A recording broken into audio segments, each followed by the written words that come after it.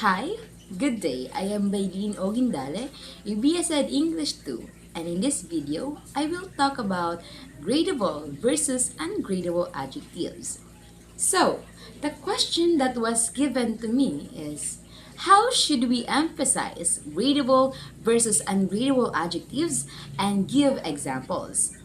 But before I begin, let me clarify this to all of you that my answer is based on the YouTube link that our professor has given to us, particularly from 4 minutes and 47 seconds to 7 minutes and 16 seconds. Alright, so what is gradable adjectives? Well, gradable adjectives describe qualities that can exist in degrees or levels. They can be modified by adverbs of degree. So the question is, how can we emphasize it?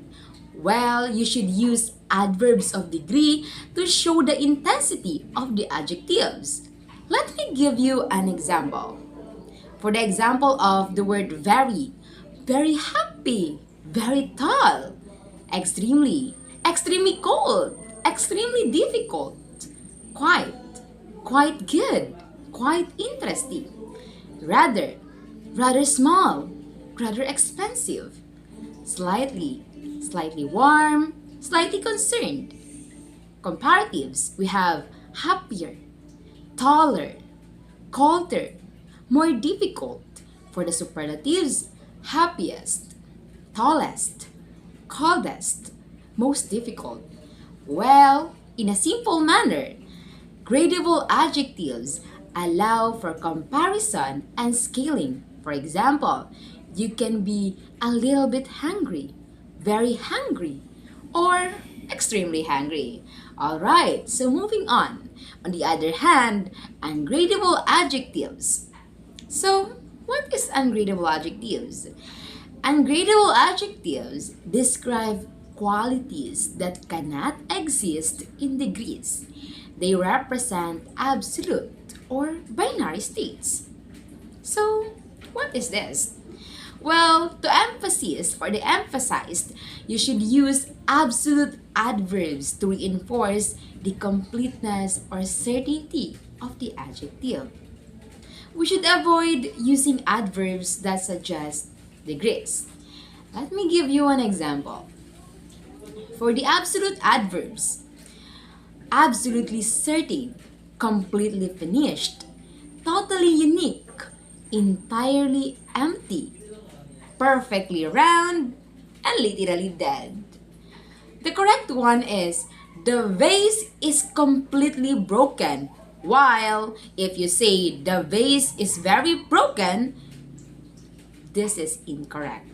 Since something is either broken or not, very does not make sense. Well, to simply explain, ungradable adjectives do not have comparative or superlative forms in the traditional sense.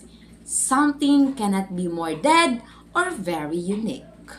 Well, this is not the main point, but let me give you an types of ungradable adjectives. We have absolute. For the absolute, we have perfect, unique, dead, finished, infinite. For the classifying, we have chemical, medical, nuclear, electric, wooden, metallic, which describe what something is made of or its type. And for the identifying, we have married, pregnant, single. It is a describing a state or condition. Well, do you know that we sometimes make mistakes about this adjective?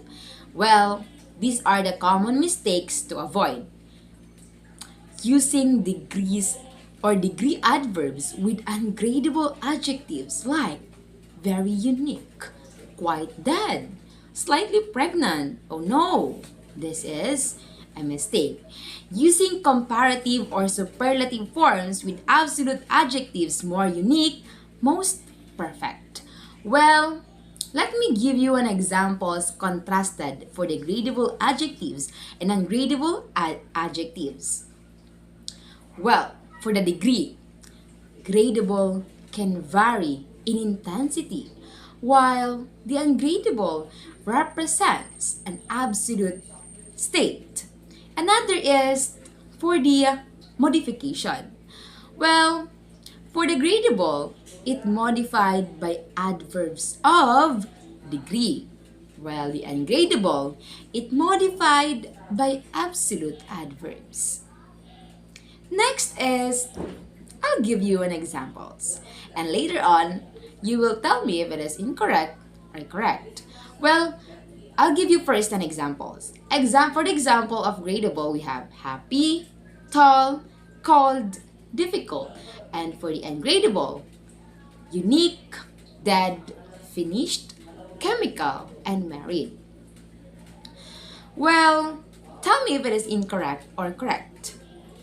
Absolutely happy, uniquely happy. In gradable, it is incorrect. How about ungradable? Very unique, more finished. In ungradable, this is incorrect. The correct usage for the gradable versus ungradable.